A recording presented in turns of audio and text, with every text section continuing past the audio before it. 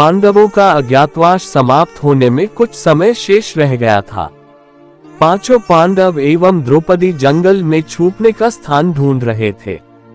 उधर शनिदेव की आकाश मंडल से पांडवों पर नजर पड़ी। शनिदेव के मन विचार आया कि इन 5 में बुद्धिमान कौन है, परीक्षा ली जाए। शनिदेव ने एक माया का महल बनाया। कई योजन दूरी में उस महल के 4 कोने थे, पूरब, पश्चिम, उत्तर, दक्षिण। अचानक भीम की नजर महल पर पड़ी और वो आकर्षित हो गया। भीम युधिष्ठिर से बोला, भैया मुझे महल देखना है। भाई ने कहा जाओ। भीम महल के द्वार पर पहुंचा। वहां शनिदेव दरबान के रूप में खड़े थे। भीम बोला, मुझे महल देखना है। शनिदेव ने कहा, महल की कुछ शर्त है। वन शर्त, महल में 4 कोने हैं, आप एक ही कोना देख सकते हैं। 2 शर्त, महल में जो देखोगे उसकी सार सहित व्याख्या करोगे। 3 शर्त, अगर व्याख्या नहीं कर सके तो कैद कर लिए जाओगे। भीम ने कहा, मैं स्वीकार करता हूँ, ऐसा ही होगा। और वह महल के पूर्व छोर की ओर गया। वहां जाकर उसने अद्भुत पशु पक्षी और फूलों एवं फलों से लदे वृक्षों का नजारा देखा। आगे जाकर देखता है कि 3 कुएं हैं, अगल बगल में छोटे कुएं और बीच में एक बड़ा कुआं। बीच वाला बड़े कुएं में पानी का उफान आता है और दोनों छोटे खाली कुओं को पानी से भर देता है। फिर कुछ देर बाद दोनों छोटे कुओं में उफान आता है तो खाली पड़े बड़े कुएं का पानी आधा रह जाता है। इस क्रिया को भीम कई बार देखता है पर समझ नहीं पाता और लौटकर दरबान के पास आता है। दरबान, क्या देखा आपने? भीम, महाशय मैंने पेड़ पौधे पशु पक्षी देखा, वो मैंने पहले कभी नहीं देखा था, जो अजीब थे।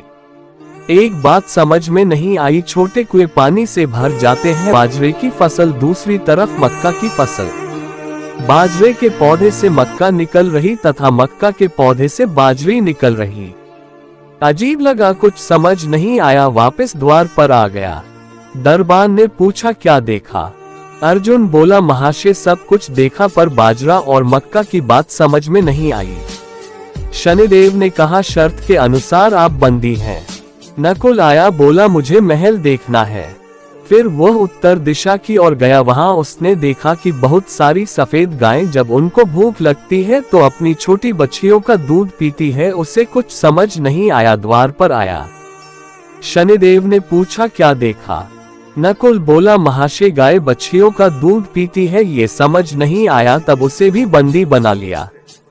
सहदेव आया, बोला, मुझे महल देखना है और वह दक्षिण दिशा की ओर गया अंतिम कोना देखने के लिए। क्या देखता है, वहां पर एक सोने की बड़ी शिला एक चांदी के सिक्के पर टिकी हुई, डगमग डोले पर गिरे नहीं, छूने पर भी वैसे ही रहती है। समझ नहीं आया, वह वापस द्वार पर आ गया और बोला, सोने की शिला की बात समझ में क्या देखा? भीम ने कुएं के बारे में बताया। तब युधिष्ठिर ने कहा, ये कलयुग में होने वाला है, एक बाप 2 बेटों का पिकी लड़की ब्याही जाएंगी। अर्जुन भी छूट गया। नकुल से पूछा, तुमने क्या देखा? तब उसने गाय का वृतांत बताया। तब युधिष्ठिर ने कहा, कलयुग में माताएं अपनी बेटियों के घर में पलेंगी, बेटी का दाना खाएंगी और बेटे सेवा नहीं करेंगे। तब नकुल भी छूट गया। सहदेव से पूछा, तुमने क्या देखा? उसने सोने की शिला का वृतांत बताया।